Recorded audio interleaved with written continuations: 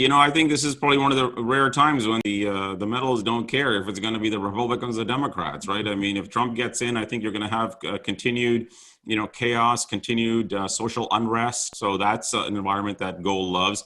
And if you get the Democrats in, you're going to have even more printing of money because they're going to want even more social, programs. So whether we agree or disagree, philosophically is not the point here, right? It doesn't matter if you're left leaning or right leaning or Democrat or Republican. It makes no difference. And gold, it doesn't care either.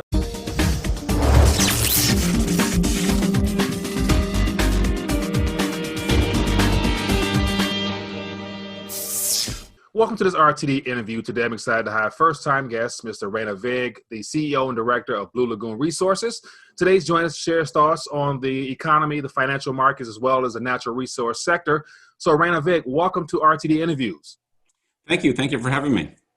Well, I appreciate you taking time to sit down with me and share your insights as to what's going on, as well as talk about the importance of, precious metals in this current environment we're in. But before we dive into that, I like to always give the guest the opportunity to share a little bit of his insight as well as his background with the audience. So if you don't mind, real briefly, give us a little background as to who Rana Vig is and how you've arrived at this point in your career.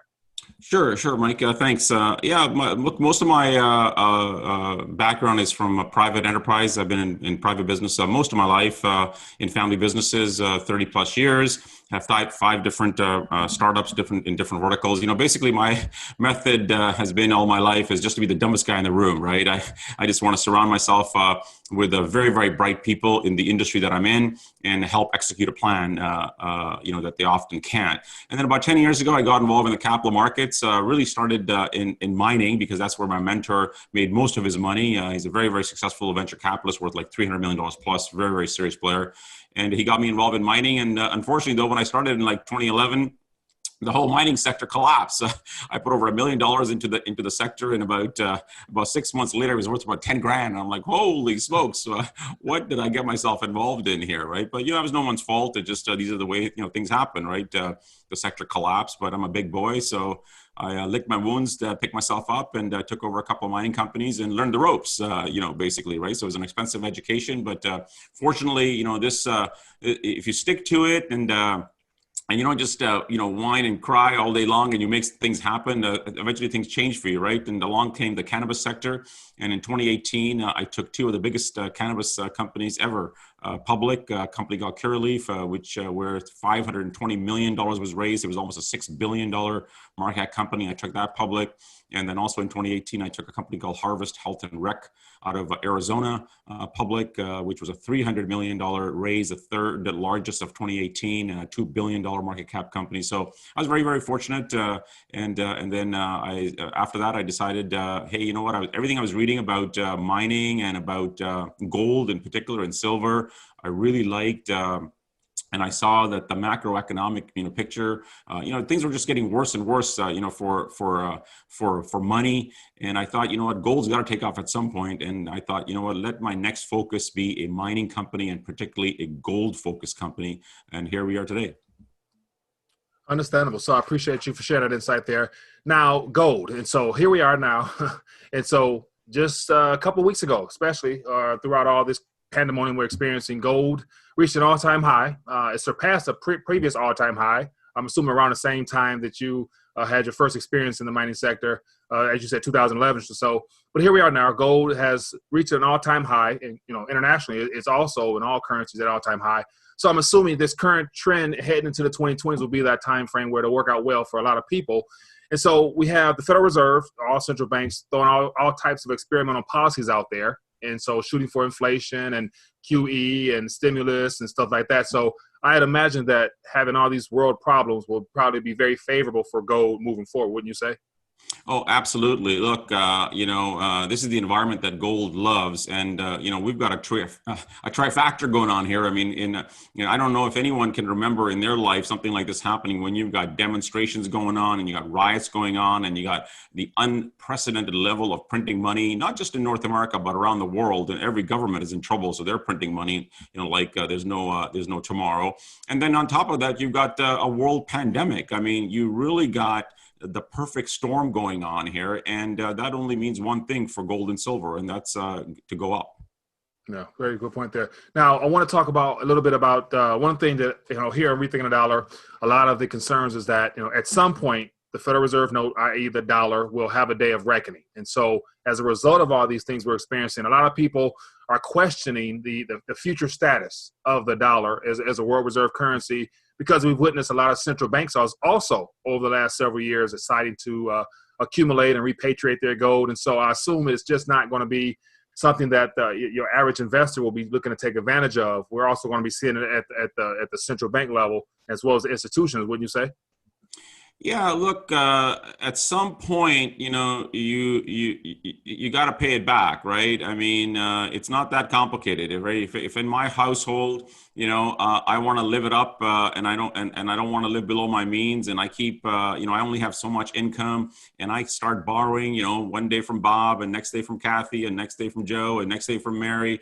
At some point, I gotta pay them back, right? So, I mean, that's what's happening here, right? Governments for years and years have been doing two things, right? Either they've been borrowing or they've been printing money, right? They've been creating it out of thin air, right? So, but the more and more debt there is, it's just like they've just tossed out everything, right? Like nobody seems to care about fiscal responsibility anymore and balancing the budget. What does that mean anymore, right? It's like QE forever now, right? So yeah, I mean the dollar is going to continue, in my opinion, to get less and less valuable. Hey, look, it's not complicated, right?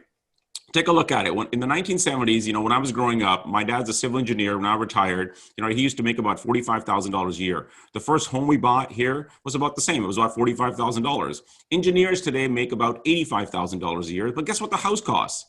Over $1 million, right? So I mean, so how come the income didn't keep up, right? So the dollar, the currency is worth less and less, and only hard assets are something that are things that have either appreciated or held its value.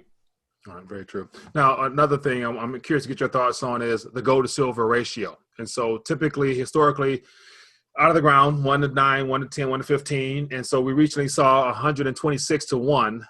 And so I assume that we might end up seeing those fluctuations throughout this next decade, or perhaps some people out there say that at some point, because of the manipulation in the markets, however, I'm not sure if you follow along with that narrative, but a lot of people are saying that at some point there will be a day of reckoning where silver itself might be just as invaluable or important to gold. Would you say that those metals are intrinsically important together? Yeah, absolutely. I think there's a ratio, right? There's a tie-in, and it always has been historically, and there's no reason why there wouldn't be now. And in fact, silver is becoming extremely in favor now, right? I mean, it's being bought by 30 to 1 to gold, right? And what's interesting about silver is that more and more new players are coming in. Every quarter there's all the major institutions have to file what's called a 13F. Filing, and that allows us to see what's happening. And recently, if you look at it, Morgan Stanley, UBS, Wells Fargo, Bank of America, Blackstone. I mean, just the list goes on and on and on.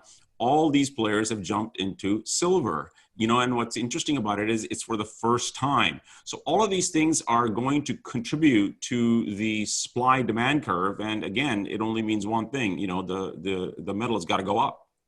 Very true. Now, one of the interesting things here in the U.S., and so you're in the Canadian region, is that you mentioned all the things as far as the chaos, pandemonium, but yet we have an election coming up. And so typically the financial markets usually don't respond too favorably heading into the election time frame, which is in a couple of weeks from now. So precious metals, do you see that possibly being also a catalyst heading us into higher prices as well? Yeah, absolutely. I think this is probably one of the rare times when the metals don't care if it's going to be the Republicans or Democrats, right? I mean, if Trump gets in, I think you're going to have continued, chaos, continued social unrest, right? So that's an environment that gold loves. And if you get the Democrats in, you've got obviously a very left-leaning, thought process. So you're going to have even more printing of money because they're going to want even more social, programs. So whether we agree or disagree, philosophically is not the point here, right? It doesn't matter if you're left-leaning or right-leaning or Democrat or Republican. It makes no difference. And gold, it doesn't care either. And guess what? The virus doesn't look like it's going away anytime soon either, right? So that's going to be another sort of a challenge. So I think either way, I don't think it matters. And by the way, you mentioned Canada. We're in the same trouble, right? Our governments are printing money like there's no tomorrow either, because they got to keep the workers back in their jobs. And how are they going to do it, right? Everyone's giving out free money. Right. So unfortunately, it will not end well. But I'm curious to find out now. So one of the things I enjoy doing is presenting to the RTD interview audience, opportunities in the natural resource sector. And so Blue Lagoon Resources, I'm curious to find out more about that. So give us some foundation pieces of that and how that company came about and some of the team you guys are working with. Sure. I mean, you know what? As I mentioned earlier, right, my focus became mining and gold in particular. And you made a comment here that unfortunately it's not going to go end well. Well, it depends, I guess, where you're at. It will end well if you're in gold and silver, right? And that's why I picked this sector. And I'm really focused on building this gold silver company. So Blue Lagoon Resources, I put together a little over a year ago. So it's fairly young. And we picked up our main project only about 5 months ago called Dome Mountain, which is up in northern British Columbia, a safe jurisdiction. And what's beautiful about this property is it's already permitted, right? There's already a mine there, right? It's not like it's just bare ground. There's already a mine there. There's $68 million spent over the years, and 28 million just in the last dozen years by the last operators who put all the infrastructure in, who put who applied for the permits, and it takes a long time. Typically it takes 20 years from the day that you start to get by the time you hope to mine, right? So it's a long period. So we're very fortunate. We already have a permit, right? We've already got all this infrastructure in place. So what we're working on right now is getting the 3 or 4 key things that the government requires for us to get back into mining. So we're just working on that right now. It's not onerous. It's only going to cost us about $1 million US, and we just raised 7.5 million Canadian just a few weeks ago. So we're fully cashed up. So that's one piece of the Blue Lagoon that is very important. And the second piece is, we've got this huge property. It's almost 12,000 hectares, and a very tiny portion of it is where the actual veins and the mine is. And that is a very exciting, because we already know there's 15 high-grade other gold veins that are historically known. So we're going to be working on that. And then, of course, there's the other, rest of the incredible amount of land there that we're going to be looking at. And that's my job now, to focus in all of that, not only get the mine back into production as soon as we can, but also expand, what we have, so that the market can see that. And that's how price of share price goes up. Right. So you guys are publicly traded now. Give us some information as far as the ticker and whatnot, and some of those details. Yeah, so in Canada, we're traded under the symbol BLLG, and in the US, we're traded under the symbol BLAGF. All right, so I take it that you also have some skin in the game as well, given the fact that this is your project and you have big hopes for it. Absolutely. I believe very much in that. Our stock was much higher a few months ago. That's before COVID and before all this unrest. And, I put personally $300,000 in at $1. Currently, the stock is trading at about 60 cents US. And my family and friends, we put it in between $1 and $1.50. So yeah, we are fully vested. We're fully committed, and we know we're not concerned about where we are today. We're looking at where we're going to be in a year, 18 months to 24 months from now, and we're very, very confident that it's going to do quite well. Good. That's good to hear. And so for those, as I mentioned before, the RTD audience, we're heavy precious metals enthusiasts. And so one of my models here is to get your weight up. And so it's always great to connect with people with opportunities. And so if we have any viewers out there that happens to be new to the resource sector, can you explain to them some of the highlights of being able to have some physical, but also some possible advantages to exposing yourself to opportunities such as this? Yeah, absolutely. Look, you've got to somehow figure out a way to get ahead and, not only preserve wealth, but to hopefully, increase your wealth, right? And what does the average person, can do, right? There's not, we can't sit here and try to figure out, how we're going to solve the world problems between, the two of us and maybe your audience, right? But I'll tell you what we can do, right? We can take care of our own families, right? And the only way that I know, currently that we can do that is to put some of that money in physical, right? Some hard asset, right? Buy a little bit of gold, physical gold, buy a little bit of, silver, and then look at opportunities like ours, like Blue Lagoon Resources. I mean, there's some great companies, including ours, and you want to be able to go and pick up a little bit of that, be in the game, right? Because if you're not in the game, you have no chance of winning at all, right? So you got to pick up a little bit of it, get positioned, do your research, do your due diligence. And then, you know what, look, there's always some risk associated, with things, but, if you don't take any of that and sit around and do nothing, you're never going to gain anything, right? So, I mean, I think the thing to do here is to diversify, right? Pick up a little bit of a physical gold, pick a little bit of the silver, and then find companies like ours and invest a little, and hopefully things go well. And how they will go well really is based on the macroeconomics. I mean, just look at what's happening, right? Is around the world. So I think that, and if you look at historically, if you look at what happened in sort of 2010, 2011, when gold took its last run, right? And you look at a company like ours, right? If you look at the other junior exploration companies, they just took off, right? Because that's what typically happens, right? Gold, the physical price of gold, goes up, this much, and typically the stock market, reacts, by going up that much, right? I mean, that's just the way historically it's always been, and I see no reason, why it'll be any different now. And if you look at it, right, look at Warren Buffett just got, jumped in, right? So if you look at all these, thought leaders, right, who have not even liked gold in the past, are jumping in. What will all that do to the price of the of the metal? It can only go up, and if the price of the metal is going up, companies like ours should do very well. I do agree. And so, Rana, if anybody out there in the audience, and also I'll make sure to mention, put your website beneath this video here, but are you accessible to any viewers if they have any questions or whatnot? Can they reach out to you to get more information, or how would I go if people have follow-up questions?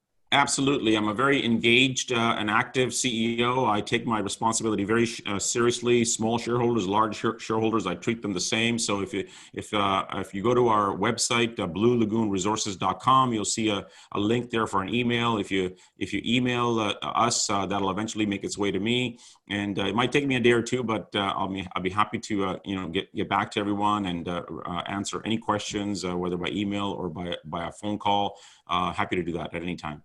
Sounds good. Well, Rana Vig, it's been great having you here on RTD Interviews, sharing your insight as well as your opportunity here with the audience. Looking forward to continue to keep an eye on what's going on and also have you back on in the future. So once again, thanks for joining us here on RTD Interviews. My pleasure. Thank you for having me.